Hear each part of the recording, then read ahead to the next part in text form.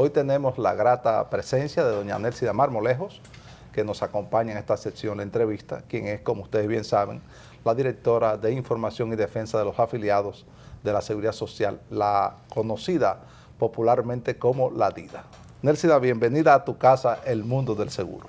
Gracias, buenas tardes. Bien, para aprovechar el tiempo, nos gustaría conocer de tu parte, que es la parte, digamos, más sensitiva del Sistema Dominicano de Seguridad Social, porque eres la defensora de los intereses de los afiliados y está íntimamente relacionada con todas las instituciones que conforman el Sistema Dominicano de Seguridad Social. ¿Cómo tú valoras el Sistema Dominicano de Seguridad Social y cuáles son las expectativas que tiene hacia el futuro? Bueno, de hecho yo creo que la sociedad dominicana dio un salto cualitativo en el año 2001 cuando se aprobó la ley 8701. Todos recordaremos que la desprotección en sentido de previsión y de salud y de riesgos laborales era muy grande. Apenas un 6% de la población tenía un seguro con una cobertura obligatoria, que era el seguro social, y todos sabemos también que los demás eran póliza privada, limitada a salud en unos casos y a pensión en otros, y más a riesgos, accidentes. En ese sentido, yo creo que hablar de que en el 2015 más de 5 millones de personas, más de 6 millones de personas, el contributivo y el subsidiado, tienen hoy un seguro, es decir, que dimos un gran salto en una sociedad con tantas dificultades como la nuestra, y es una población que tiene expectativa, la misma que tengo yo, de que está mejorando cada vez más en materia de salud, de previsión y de riesgo laboral.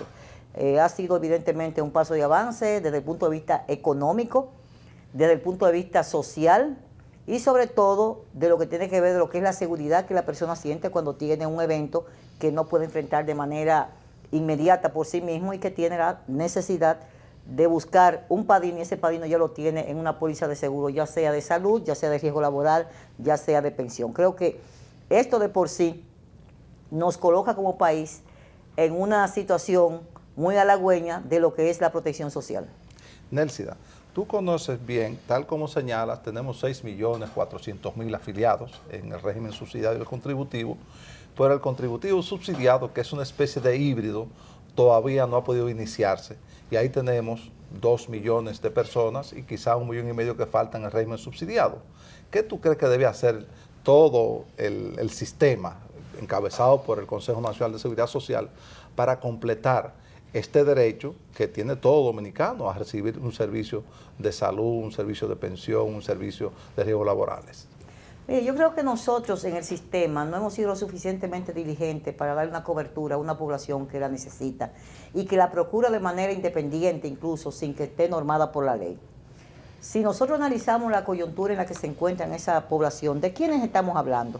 Es verdad que tenemos 2 millones de personas que son independientes, que tienen una economía informal, que no son pobres de solemnidad o que no son asalariados. Yo no creo en ese dato. Yo tengo la sensación que hay un segmento poblacional que puede ser susceptible de afiliarse en un régimen contributivo y que no hemos sido lo suficientemente diligentes para atraerlo, vendiendo una protección social a pequeñas empresas que pueden pagar y que sin embargo no lo hacen porque no han sido motivadas lo suficiente de decir lo que significa la inversión en la seguridad social. Nos falta hacer un marketing especial para esa población, que creo que es más del 1 millón de personas. Ahí usted encuentra el profesional independiente que querría afiliarse a un seguro y que no tiene que pagar el gobierno por ello, sino que podría pagar él con toda la de la ley. Pero creo también que tiene que ver con una falta de nuestra capacidad operativa de crear sistemas adecuados de recaudación acorde con lo que es el tipo de sociedad que tenemos. Una sociedad informal, una sociedad que apenas hay un 36 o 40% formalizada. Entonces, si nosotros diseñamos un sistema de recaudación solo para eso, y los otros van directamente por el gobierno, entonces nosotros no estamos construyendo esa parte de política social que necesitamos como sistema garantizarle a esa población que necesita protección quizás más que otras. Así es. Entonces, de lo que se trata es de aunar las voluntades, gobierno, sector privado, sector público y sector privado, y buscar vías que cambien el paradigma que tenemos de recaudación hasta este momento. Buscar fórmulas más flexibles, construir módulos y software mucho más adecuados al nivel económico que tenemos nosotros como país. Siempre he sido partidaria de eso, porque creo que hay indicadores que nos dicen a nosotros que sí hay posibilidad de que la gente que necesita un servicio de seguro y que quiere pagarlo, lo pague, y que lo pague cotidianamente. Ahí están los seguros que son voluntarios, de la gente que no tiene posibilidad de tener un empleador, que coge una póliza y la paga incluso muy cara, muy elevada, y en desmero de servicios adicionales que estaría recibiendo si está enrolado en la Seguridad Social. Claro, sí. Por no tener un empleador, se pierde de un seguro de riesgos laborales y se pierde de un seguro de pensión cuando lo podía tener y nada más lo tiene de salud. Entonces esa persona está cubriéndose él solo esa póliza y por un monto mayor incluso que lo que estaría pagándole la Seguridad Social. Entonces, ¿qué significa eso? Que nos falta un poquito más de imaginación, pensar un poco más el sistema en función de lo que es esta sociedad. Una sociedad con una economía no lineal, sino que tiene sus altos y bajos. Entonces, en función de eso, creo que se han hecho muchos estudios, pero lo más importante de los estudios es que todos los actores tengamos voluntad política de que esa población sea protegida. Porque quien sí ha dado señales muy fehacientes de que quiere estar protegida es esa misma población. Y va a pagar. Seguro que va a pagar, porque cada vez que va a una consulta y tiene que pagar 3,000 o 4,000 pesos donde un médico, un especialista, si le decimos que va a pagar menos en su cobertura de seguro, seguramente, y valga la redundancia, que va a querer el seguro para tener los 3 golpes, como decimos nosotros. Así es.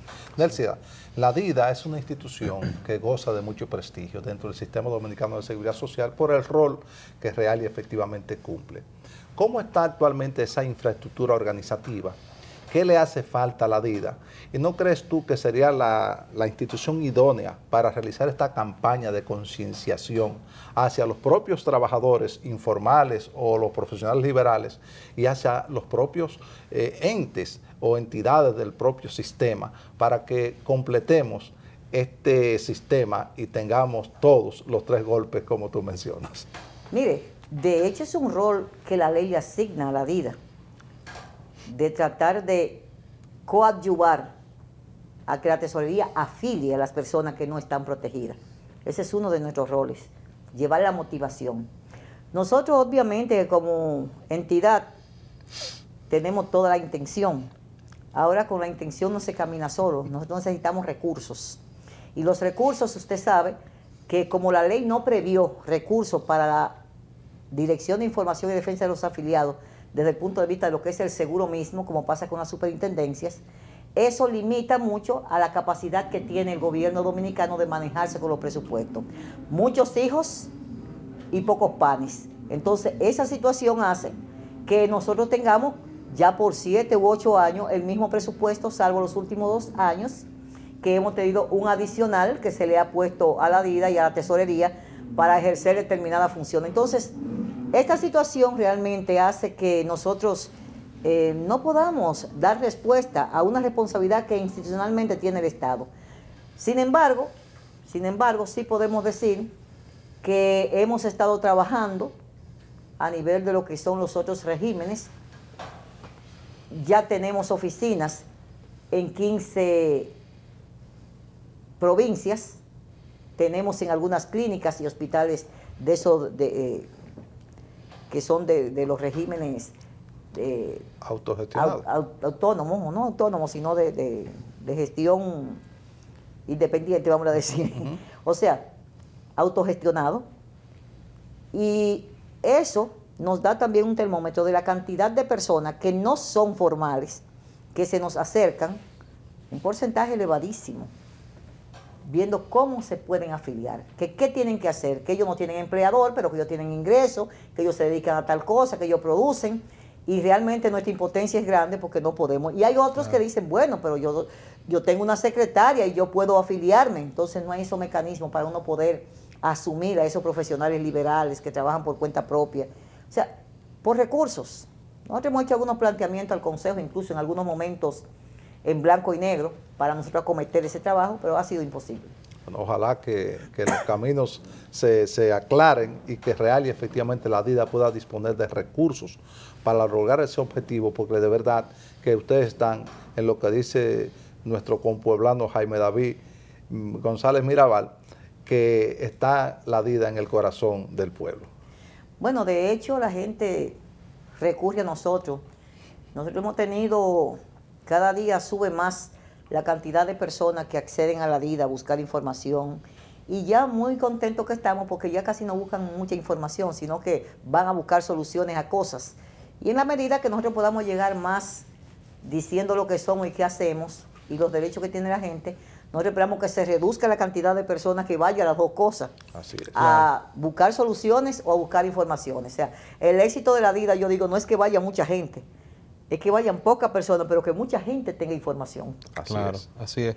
Y viendo cómo ha ido madurando el sistema del 2001 al presente, cómo hemos ido logrando, ¿verdad? Poco a poco esa gran conquista social, como ustedes los que tienen tanto tiempo trabajando en el sistema así lo llaman. ¿Cuáles son actualmente, cuáles son los casos y quejas más frecuentes que se manejan desde allá de la DIDA? Bueno, usted sabe que hay un problema colectivo. Yo creo que es la pandemia del sistema, le decimos nosotros. Desde que comenzamos aquella vez con que si no estaban en una RS o si iban de capitalización individual a reparto, que fueron cosas coyunturales. Ahora el clamor popular es el problema del plan básico, la cobertura del plan básico y la cobertura de medicamentos. Claro. O sea que son cosas recurrentes, cuando no es por una cosa es por otra, y el clamor generalizado que nosotros llamamos, que es los cobros indebidos. Los cobros copagos. indebidos, no cobros indebidos, de decir, para usted estar en esta clínica hay que ingresarlo, tiene que dar un depósito. O para usted en este servicio de emergencia se hace esto, pero tiene que pagar tanto. O si no decir, como dicen en un centro aquí, que lo tenemos ya muy tipificado y monitoreado, no, eso no se hace aquí. Yo quiero una sonografía. Ah, no, no se puede. ¿Pero por qué no se puede? Tienen 2 centros de sonografía en ese centro médico. ¿Y sabe por qué no se puede? Porque cuando son asegurados que ellos ven que tienen pinta de que van a reclamar, saben que no pueden pagar los 800 pesos que le piden porque ahí no se tiene que pagar eso. Entonces dicen, yo no voy a llamar sonografista para tener que pagarle nosotros. No, que mejor mejor decimos de noche así, que aquí no hay servicio de noche de eso. Entonces ya ha pasado varias veces, hay varias quejas.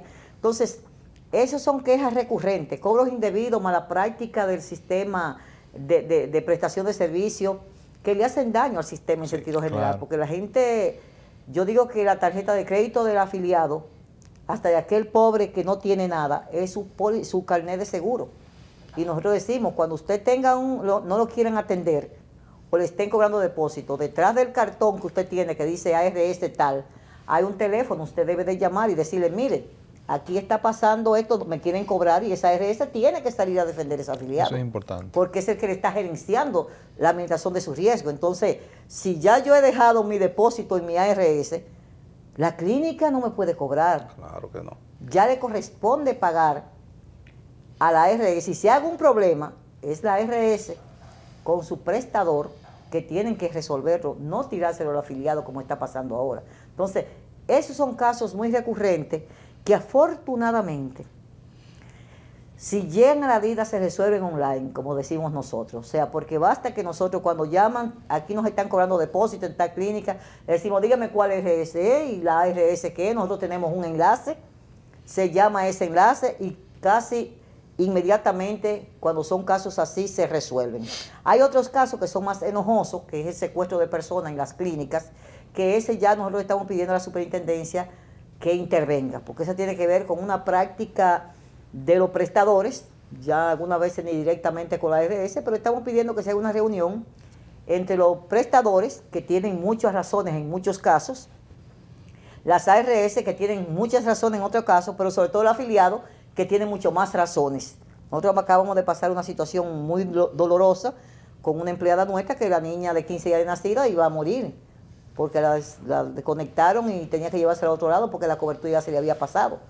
Había pasado la cantidad de los 150,000 pesos y la niña estaba en una situación de 15 días de nacido. O sea, son situaciones que se presentan en la noche, en la mañana, que nosotros las resolvemos con la ARS, la que no resolvemos, bueno, se postergan para cosas, para otros niveles, pero que normalmente más del 95-97% de esas cosas que se presentan tienen solución si llegan a la vida. Otras no llegan, otras se quedan en una rabia y se queda ahí, pero va dejando un segmento de descontento en el afiliado que nosotros no queremos que la gente tenga esa sensación. Sí. Claro. Frankie, escuchamos un segundo que quiero ahora aprovechar a Nelsida con eso que acaba de mencionar. Tú conoces que hay una iniciativa de la Superintendencia de Salud y Riesgos Laborales, específicamente de su comité interinstitucional, que sometió al Consejo Nacional de Seguridad Social lo siguiente. Lo primero es esa partecita de los neonatos, que tal como señala son 150,000 pesos y en la medida que va transcurriendo el tiempo al año llega a 1 millón de pesos. Pero está demostrado, según estudios de los pediatras, que los mayores problemas de un recién nacido ocurren durante sus primeros 28 días. Y esa propuesta incluye que se eleve desde que nace el niño de 150 a 1 millón de pesos esa cobertura. Y la otra que tú mencionabas son los medicamentos ambulatorios, que es una demanda permanente de los afiliados. Se propone que se lleve de 3 a 6,000, o sea, un 100% más de incremento. Y también una indexación del per cápita, porque hace 26 meses que no se hace, de 44,9. ¿Qué te parece a ti esa iniciativa? Hay una cosa importante.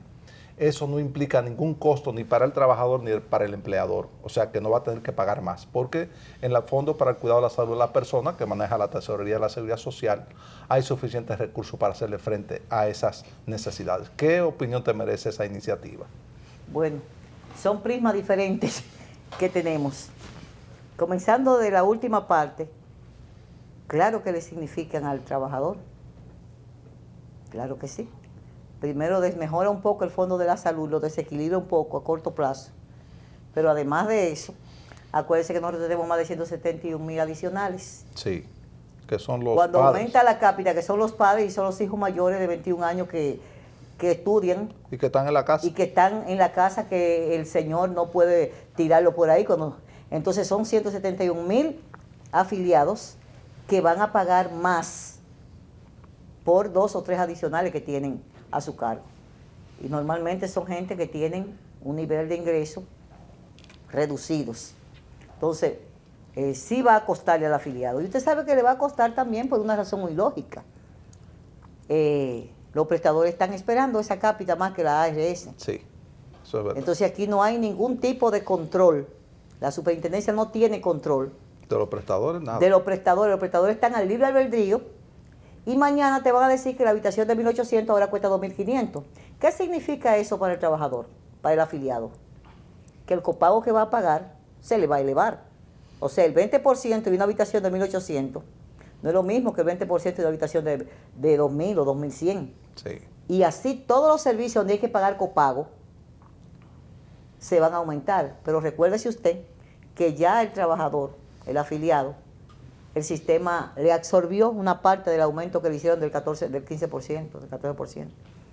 Porque inmediatamente se aumenta el tope de cotización, inmediatamente el porcentaje del salario aumenta y se lo descuentan al trabajador. Empleadores y trabajadores ya asumieron una parte de gasto por ese concepto. Es decir, hay muchos prismas. Yo creo que la cosa no es verla de esa manera.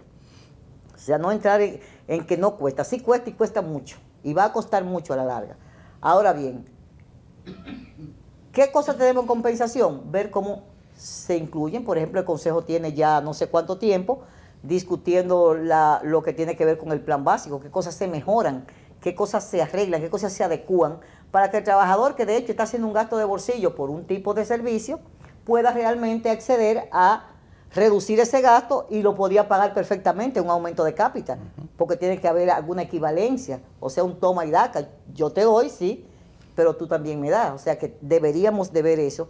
Y también ver que fue cuando se aumentó hace 26 meses el cápita, ¿de qué hablábamos? De que eso era temporal hasta que se establecieron los servicios de primer nivel de atención. Es un punto Entonces, ¿cómo es fundamental. posible que vamos a volver a hacer los mismos aumentos, vamos a volver a cargar la misma cosa y lo que vamos a hacer es a seguir encareciendo el servicio, que vamos a llegar al punto de partida de cuando comenzamos para que la ley viniera a ser lo que es hoy? Acuérdense que las igualas médicas llegaron a un momento de costos insoportables que dio lugar a que tuviera que hacerse seguro médico, porque se comenzaron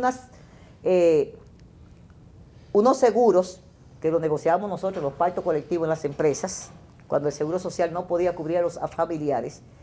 Y esto empezamos a conquistar pólizas adicionales de seguro para los trabajadores, para los hijos y las esposas de los trabajadores, y para los trabajadores que pasaban del mínimo en el seguro social. Y así se crearon las Igual América. Y fueron muy manejables y muy buenas hasta que llegó un momento que se alzaron tanto que entonces dijeron, espérate, vamos a repensar la cosa. Y vino la presión para rediscutir, y vino la seguridad social, y vino el seguro familiar de salud, junto con el problema de la pensión. Entonces, ese tipo de situaciones nosotros creemos que efectivamente tenemos que analizarlo en su conjunto, porque de 26 meses sin aumento han habido muchas variaciones en una serie de factores. Han aumentado los medicamentos y el gasto de bolsillo de la gente, porque todo es relativo. Entonces, creo que se puede pensar. Y las dos propuestas que hay, nosotros creemos que son muy buenas. Pero acuérdese, primer nivel de atención es lo único que va a crear la posibilidad de manejar desde el punto de vista sistémico y financiero esta seguridad social. No es posible que se siga con ese nivel de gasto especializado que tiene la seguridad social. Eso es imposible, porque en la medida que se va desarrollando la ciencia y la tecnología, en esa misma medida el ser humano tiende a buscar servicios más de primer nivel. Claro. Y no es censurable. Todos los días vemos las sociedades especializadas haciendo denuncias de cosas que no deben de hacerse y de cosas que no se están cubriendo y de medicamentos que ya están obsoletos. Entonces, vamos a bajar un poco el especialismo, vamos a buscar un poco más que no me manden de una vez al especialista, sino que me investiguen lo que yo tengo antes de enviarme, y vamos a reducir costos de entrada, pero vamos a mantener una población sana, porque el fin de la seguridad social no es curar. El fin del seguro familiar de salud es prevenir. Y se previene con los análisis, se previene con las vacunas, se previene con los papá Nicolau, se previene con la sonografía de mama y todo ese tipo de cosas. Esa es la prevención. Entonces eso nada más se da en el primer nivel. Así es.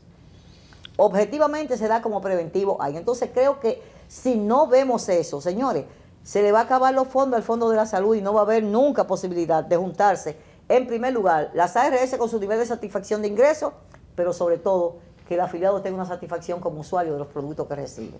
Si creamos entonces una visión de conjunto de la necesidad de que todos apuntemos hacia el primer nivel, yo creo que eso sí va a crear un equilibrio entre el pago que se le haga a la ARS, pero el servicio que recibe el afiliado, porque tiene que ser equivalente. Claro. No puede ser de otra manera. O sea, el gasto de bolsillo se elevó y se duplicó. De hace 26 meses acá está duplicado el gasto de bolsillo del afiliado. ¿Y quién lo indemniza a él?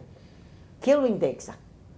Nadie. Más bolsillo y más dinero. Entonces, el caso de los recién nacidos, nosotros hemos tenido una situación tanto con el Consejo como con la Superintendencia, porque yo creo que hasta que la memoria no le falle a uno, o los análisis, ¿quién es un neonato? ¿Un niño de 1 año es un neonato? No, es de recién nacido. Un niño de 1 año no es neonato. No lo es. Entonces, ¿por qué una cobertura de 1 millón de pesos que le corresponde legalmente al hijo de un afiliado que dice ahí que tiene vocación de afiliado, usted me lo pone en cobertura por 12 meses? Para que sea al año que usted recibe 1 millón de pesos. Yo creo que ahí no se ha actuado bien. Y desde siempre hemos estado pidiendo que eso sea revisado. Pero qué bueno que se va a revisar ahora. Y qué bueno que se va a erradicar esa. Pues yo digo que para mí es una mala práctica. O sea, un neonato es un recién nacido, hasta el mes y medio, que es donde ocurren todas las eventualidades. Claro, entonces no me pongo 1 millón de pesos por 1 año, que al año si se iba a morir, se murió.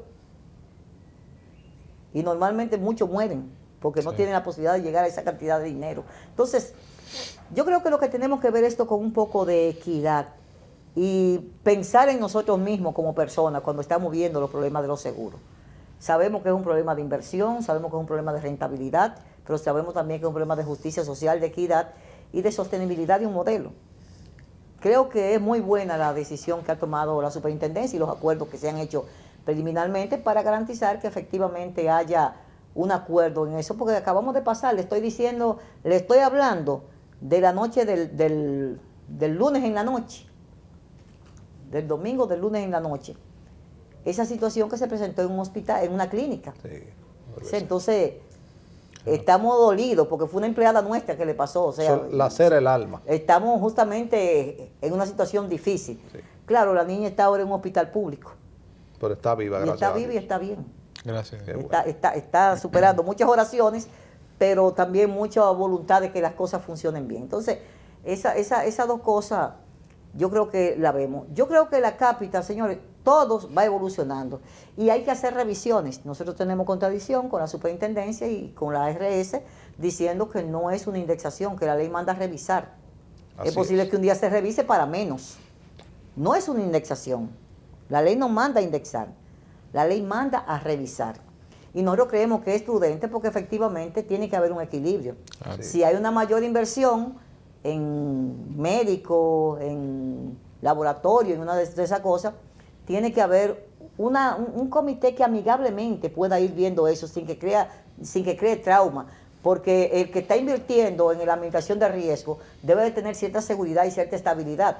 Y eso también le da estabilidad y seguridad al afiliado y le da también estabilidad y seguridad al prestador. O sea, yo creo que la forma en que nosotros manejamos esas situaciones es lo que hace algunas veces imposible la llegada oportuna de un acuerdo que no llegue ya cuando los sombreros lleguen cuando no hay cabeza. Exactamente. O sea, creo que lo que hay que buscar una metodología, y debe de haberla, y la hay, de que pensemos todos juntos el sistema.